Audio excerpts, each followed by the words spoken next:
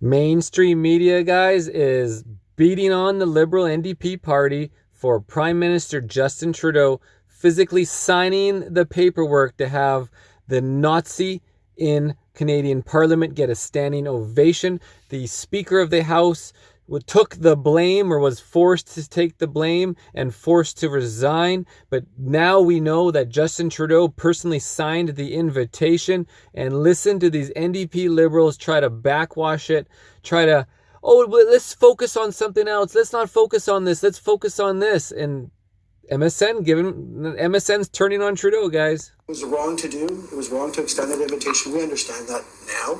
At the same time, what's important for us and for me and my colleagues is that we continue to stand with Ukrainian Canadians, that we continue to stand with the brave people of Ukraine fighting against Russia. And that's what the focus needs to be on. That's what the focus should be on. And we need to move forward. See, let's not talk about it, but that's what they're there to talk about. How stupid are these people? Double talk. And we're going to discuss that, but I think two things can be discussed at the same time, right? We can talk about the level of support for Ukraine, and at the same time, I'm still unclear as to why, if you're sort of describing even what happened through former Speaker Rota as unwitting, and almost blaming the Ukrainian Canadian Congress for submitting his name for the Prime Minister's invitation. Why did Anthony Rota have to resign? Because he also says it's been held since. He says that, the Prime Minister's office was involved in some vetting. The line of accountability with your government has never really been clear on this. Did the Prime Minister's office approve his appearance in Parliament, his invitation to this reception? And if so, why should there be consequences for Anthony Rota and no one there? Well, the first thing I would like to say, the appearance of this individual in the House of Commons obviously caused incredible hurt to the Jewish community. The individual was given a standing ovation at the time by all MPs. He's pulling Christina Freeland. Thank you for the question. It's important that we recognize that this event was for this purpose and blah, blah, blah. What was the question again? In the House. And obviously caused much hurt within the Jewish Canadian community. And we do need to acknowledge that. In terms of specific details, in terms of the Ukrainian Congress passing on the names of literally thousands of individuals. Remember, the individuals. But so the Prime Minister's office just invited whoever they said and didn't vet anything? Again, not privy to the specific details. It's like a guy who is being asked by a judge or on the witness stand, I can't recall. Oh, it's like Anthony Fauci. I don't recall. I can't remember. I'm not privy to these information. Bullshit. You scum. You scum, liberal NDP scum. I can say is the focus for myself and my colleagues is obviously understanding that it was wrong to send that this person received the invitation. We know that. But to focus on helping Ukraine, focus on helping Ukrainian Canadians as we continue to fight this war against Russia. Answer the question, you garbage. That's the focus. It's okay if there's no consequences for the Prime Minister's office, even if they did vet the invitation of this person? Like I said, that evening there, I was at that event. It was one of the most powerful events I've been to. And very emotional, very poignant. The individual was not at the event, and the individual's name came forward via the Ukrainian Canadian Congress. Okay, that's not an exact answer to the question I asked, but I'm going to move on. That is not even close to an answer to the question. Oh, it was a great event. It was a very powerful event. I'm not answering anything. I'm not privy to anything. Let's get on. Hopefully Andrew Scheer will just grill that guy and answer the questions. So I want to get Mr. Scheer on the other question, which the Liberals had for your party today, which is around the vote on the Canada-Ukraine Free Trade Agreement. I know that your party has talked about it being around language in there about a carbon price. I interviewed the ambassador from Ukraine who was explicit that they did not feel that it imposed on them adherence to a Canadian climate policy around a carbon tax or a price on carbon. Why couldn't you, or why would you risk sending any kind of signal to Ukraine that your party's full support is not behind it? I'll be happy to address that, but I just have to address part of what my colleague just said. Justin Trudeau completely threw Speaker Rota under the bus. I mean, if there's one person who's going to be pretty upset at this new revelation, it would be Anthony Rota, because he had to resign. As you said, his own Liberal colleagues demanded his resignation. Now we know that the invitation actually came from the Prime Minister's office, and your question still wasn't answered. Are we to understand that the Prime Minister's office will send out invitations to literally anyone if someone suggests a name to them, especially when we have a very sensitive international diplomatic event. We're now in February, and we're just finding this out now. This happened in September. They haven't been forthcoming. Justin Trudeau has never fully answered for his role in this. Now we find out that he personally invited Mr. Hunka to an event, and no consequences. So massive double standard there. On the free trade with Ukraine piece, there is language in the deal. And remember, a deal binds both parties. So both parties agree to promoting carbon pricing. That is code for a carbon tax. Conservatives will not support a carbon tax. And a better question would be, why is Justin Trudeau so pathologically obsessed with a carbon tax that he inserted it into a trade deal if Ukraine already has one? Do you feel that Ukraine... Why is Justin Trudeau so obsessed with ruining the country, with ruining the lives of citizens? Well, there's outside influences. The corruption is the most rampant it's ever been across the world, guys, starting in Canada, US, and all the G7 countries. That's why these G7 countries were like, let's force everyone on the so-called vaccine. We're forcing everyone to have this mRNA.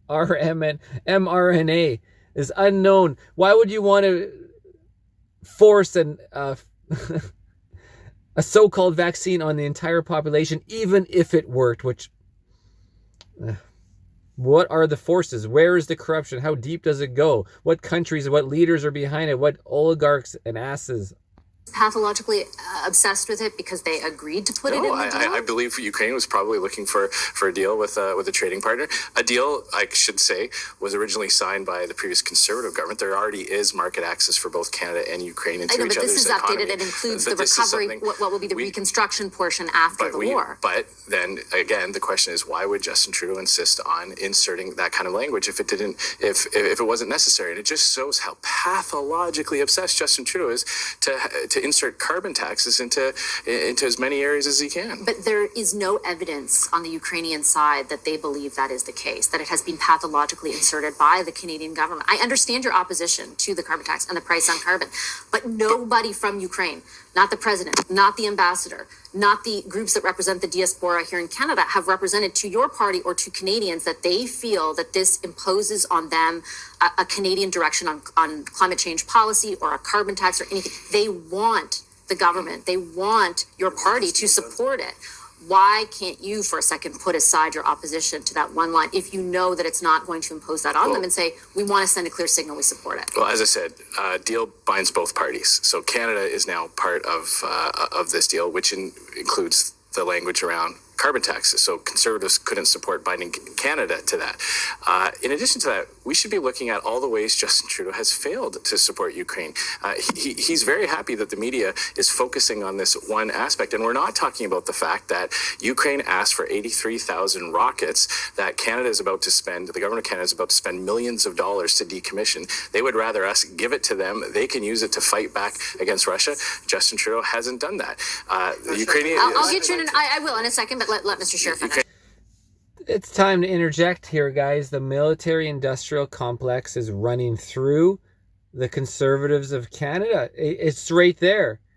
I mean, they're not going deep, they're not going deep into what happened with COVIDism, the genocide on the people of the world in Canada. They're not going into the truth of what happened with the origination of it. All censored by Google and YouTube and all these sources, and Twitter before and Facebook before. Well, now still Facebook, but certainly Twitter files and the Facebook files have revealed the government coercion, control, their pressure. So you have everybody's like, oh, we're going to vote Conservatives, and I'm telling everybody the only one that has their plan of action and doesn't support the military-industrial complex is the PPC. But, everybody says, oh, you're splitting the vote, Marcel. It's like, we just need one Maxime Bernier in there to force the questions, everybody, to keep the Conservatives honest to a certain degree. You need somebody in there to give backlash to the Conservatives, right? That's the point of it's not going to allow Trudeau to win. He doesn't have 75% of Canadians want Trudeau gone. They dislike him. Having 4% of the vote for PPC, and just most important is to win one seat, is we need somebody who's transparent, accountable, not supporting the military-industrial complex, because essentially you'll end up with another dead horse as the Conservatives that don't have a platform on paper that's always changing to the voters. And yes, I'm going to get all this flack. Marcel, I'm unsubscribing because you're talking about splitting the vote with PPC. No, I'm talking about get one riding in there. It's not going to change the vote. Get one riding in there. You need Maxine in there. He's got to run and win in one area and make some accountability. Overall, it'd be fantastic if PPC could just actually win. That would, but nobody knows about it. Nobody knows what we're talking about. Nobody knows about the military-industrial complex. Why did the Conservatives oust Christine Anderson, one of the most honest freedom fighters of the world, and she was condemned as a racist, Nazi-supporting, whatever, all mainstream media propaganda from your conservative leader here in Canada. So what are we supposed to believe? The plan is just going to be whatever the voters want. And then people say to me, it's like, oh, Marcel, the only reason the Conservatives haven't put their plan forward and haven't brought up the genocide trials of the COVIDism and all this bullshit and the crooked judges is because they need to get elected first. Well, false promises then. The government has asked for air defense systems that Justin Trudeau still hasn't delivered on. One thing Justin Trudeau could do is stop funding Putin's war machine by sending a turbine back to Russia so that Vladimir Putin could pump more of his energy exports into European countries, get more money from Europe to spend on his... Let's not forget the Nord Stream pipeline blown up by the USA in conjunction with Norway, the Norwegians. They blew it up. All the evidence is there. And then, of course, there was a motion at the UN by Russia to investigate the Nord Stream pipeline. Of course we're going to have investigations. It's just like a cop investigating a murder, but at massive scale that affects the entire world, not just one local village when one person is dead. It affects the entire world of war.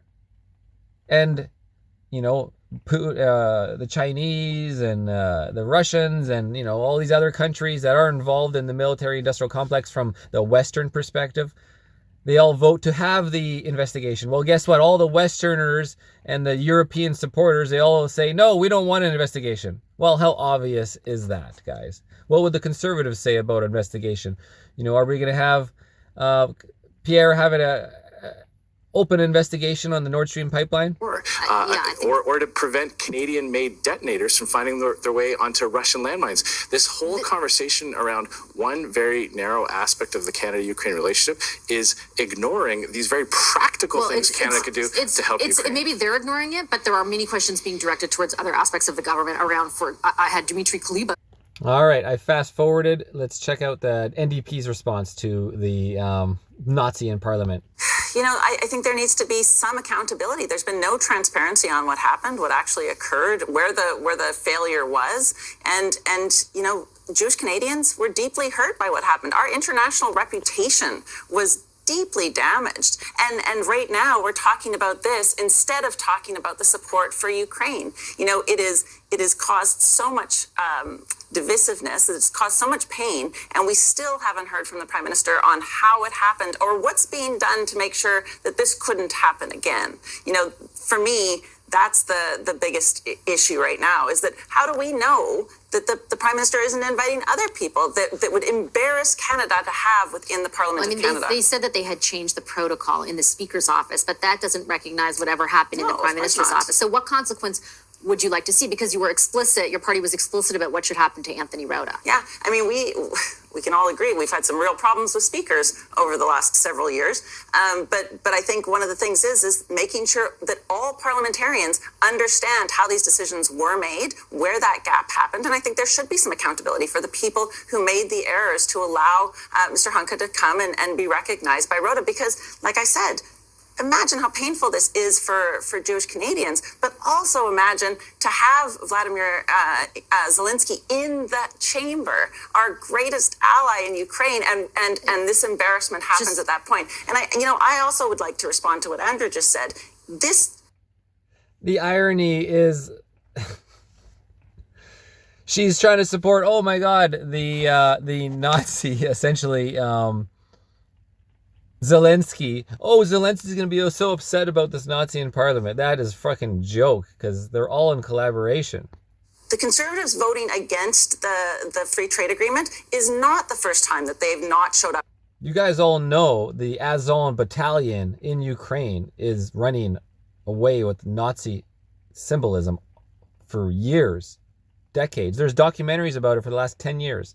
That is Nazis in Ukraine, Ukrainian Nazis. They do exist. It's been going on forever. It's called the Azov battalion, and they were trying to say that's a separate thing from the military. It's completely mixed, guys. And it's so funny how she's trying to defend it. For Ukraine. They voted against Operation Unifier. They voted against support for Ukraine just in December. And they did it on, like, they made us. All right, guys. Well, we heard what we wanted to hear about the Nazi in Parliament on CTV News. CTV News. I like the host. She's finally getting into it a little bit. It's amazing how much more entertaining and how you'd actually watch mainstream media if they don't suckle at Trudeau's fake titties. Ernie Racine.